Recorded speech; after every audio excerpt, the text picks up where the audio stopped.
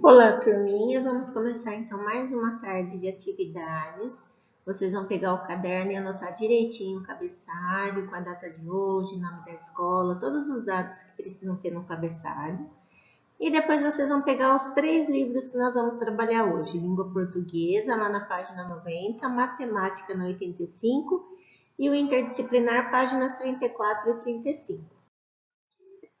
Começando pela página 90, então, do livro de Língua Portuguesa, nós vamos ler o relato de um gato nesse trechinho a seguir.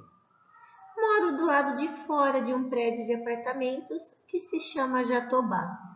Não na rua como mendigo, mas também não dentro como um verdadeiro morador. Lambendo o pé, pensando muito, cheguei à conclusão de que sou um gato comunitário. Como se eu fosse uma praça, pertenço a todo mundo e ao mesmo tempo não pertenço a ninguém. Sou um gato bonito, tigrado, com cara de bola e orelhas pontudas, olhos verdes e focinho curto. Agora vocês vão então aqui responder. Conte para os colegas em que pessoa é feito esse relato. Aí vocês vão pegar aquele quadrinho de ontem que a gente viu lá na página anterior, na página 88, o quadrinho dos pronomes pessoais retos. Em que pessoa que é contado esse relato? Em primeira pessoa, segunda ou terceira pessoa? Depois B. Circule no trecho os verbos que comprovam a sua resposta, tá? Então, vocês vão voltar lá no trecho e vai falar: moro do lado de fora de um prédio de apartamentos. Qual é a palavrinha que indica quem é que está falando, tá bom? São várias palavrinhas que vão aparecendo no texto e vocês vão circular. E no exercício 5, vocês vão reescrever todo aquele trecho ali contado pelo gato, aquele relato, só que ao invés de ser um gato só contando, que conta como se fosse eu, vocês vão contar como se fossem 2 gatos, e ao invés do eu, vai usar nós. Então, se lá começava, moro do lado de fora de um prédio, é mais de um gato. Moramos do lado de fora de um prédio. E aí vocês vão continuar essa história como se fossem 2 gatos contando a história, tá bom? E aí o que vocês vão perceber nesse exercício? Que quando vocês vão alterando os verbos, vocês vão adequando as pessoas a que se referem. Então, quando falava que se referia ao eu, moro do lado de fora, a gente vai ter que colocar moramos do lado de fora. E isso se chama concordância verbal. Então, quando eu digo eu moro do lado de fora, nós moramos do lado de fora, ele mora do lado de fora, eles moram do lado de fora. Então, dependendo de quem é que fala ou de quem é que se fala, o verbo também acaba mudando o finalzinho dele ali. Moro, mora, moramos, tá bom? E aí vamos lá então para as atividades de matemática na página 85. Nós vamos dar continuidade ao que nós começamos ontem, que é organizar as informações em tabela. O exercício 2, você vai fazer uma pesquisa. Você vai escolher 5 colegas de classe e 5 pessoas da família. Quem está em casa vai escolher alguém da família. Se tiver como conversar com um colega pelo WhatsApp, pode fazer também pesquisando com os colegas, tá bom? E aí vocês vão perguntar a eles quantos livros eles já leram e anotar o resultado no espaço a seguir. Então, vai colocar o nome do colega aqui e quantos livros cada um dos colegas leram. Ah, mas eu não tenho contato com nenhum colega. Ah, mas eu consigo conversar com outro colega que não é da escola e que pelo WhatsApp. Então pode, só não pode aglomerar, sair de casa, ir para a casa dos outros. Mas pode ser qualquer pessoa que vocês têm como conversar, tá bom? E fazer essa pesquisa. Aí no próximo exercício vocês vão organizar um gráfico aqui, a quantidade de pessoas que leu e a quantidade de livros. Então, se ela leu nenhum livro, 1, 2, 3, 4, 5. A resposta aqui depende da tabela lá em cima. E aí vocês vão ver então, quantas pessoas não leram nenhum livro? Se lá em cima na minha tabela tinha uma pessoa que não tinha lido nenhum livro, então eu vou vir aqui e vou pintar um quadradinho. Quantas pessoas leram 3 livros? Ah, lá na minha tabela 2 pessoas leram 3 livros. Então, eu vou pintar são 2 pessoas, eu vou pintar 2 quadradinhos de pessoas que leram 3 livros, tá? Então, vocês vão olhando lá em cima para responder. E aí, vocês vão responder aqui embaixo, então. Letra A. Quantas pessoas pesquisadas leram 3 livros? Depende da resposta de vocês. Que colega ou familiar leu a maior quantidade de livros? Vocês vão responder aqui na frente. E C. Como você fez para responder a cada uma das perguntas anteriores? Como que você respondeu essa letra A e a letra B? Onde é que você olhou para responder, tá bom? Depois nós vamos lá para os exercícios do livro interdisciplinar. Hoje nós vamos trabalhar com as páginas 34 e 35. Tem bastante informação aqui que a gente vai aprender, mas aqui para responder é pouquinha coisa, tá bom? O primeiro texto, então, que vocês têm na página 34 vai falar sobre o povoamento do continente americano. E aí embaixo vocês têm mais nítido no livro de vocês esse mapinha sobre esse povoamento, como que as pessoas vieram parar aqui nesse continente americano, tá? Então a gente tem o continente, tem aqui a América do Sul e o Brasil que fica mais ou menos aqui. Então aqui a explicação que vai trazer é de que as pessoas aqui do continente americano não nasceram aqui. Eles acreditam que essas pessoas vieram de outras partes do mundo, mais especificamente aqui da Ásia, dessa região da Ásia. E como que elas vieram para aqui naquela época? Eles acreditam que tinha aqui, ó, que os continentes se juntavam.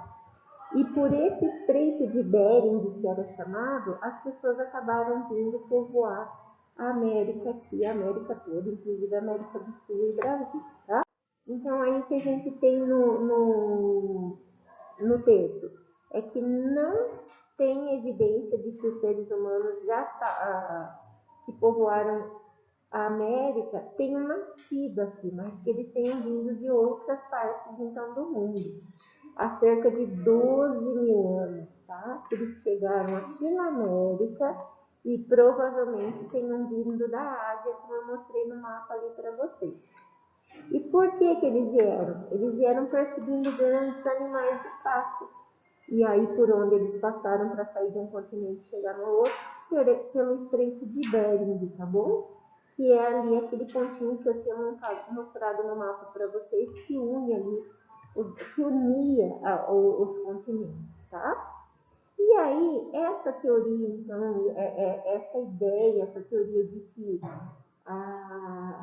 as pessoas povoaram o continente americano dessa forma, ela foi baseada em vestígios arqueológicos também, como pontas de lança, tá? Que foram feitas de rochas da chamada cultura Clovis, que eram lá do Novo México, nos Estados Unidos.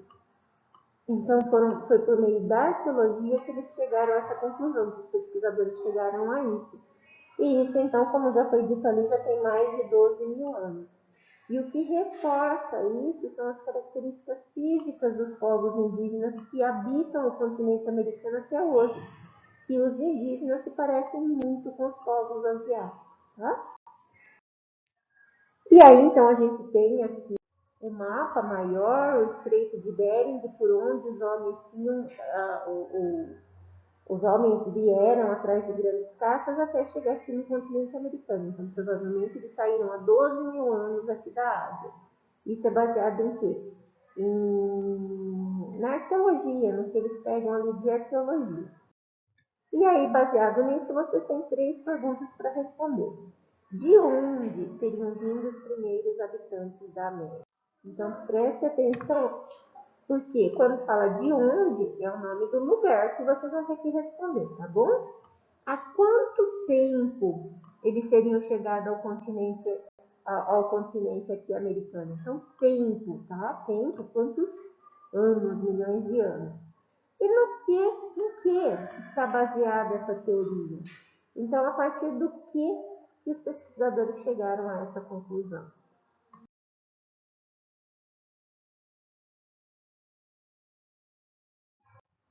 Na página 35, então, a gente vai ter um outro texto que vai falar sobre a chegada do ser humano na América. E aí, o que esse texto vai falar? Que houve uma mudança de paradigma. Que o que dizia lá no primeiro texto, de que aquela cultura Clovis lá é a que mostra que os primeiros habitantes que chegaram à América, chegaram há cerca de 12 mil anos, isso daí já não é verdade. Por quê?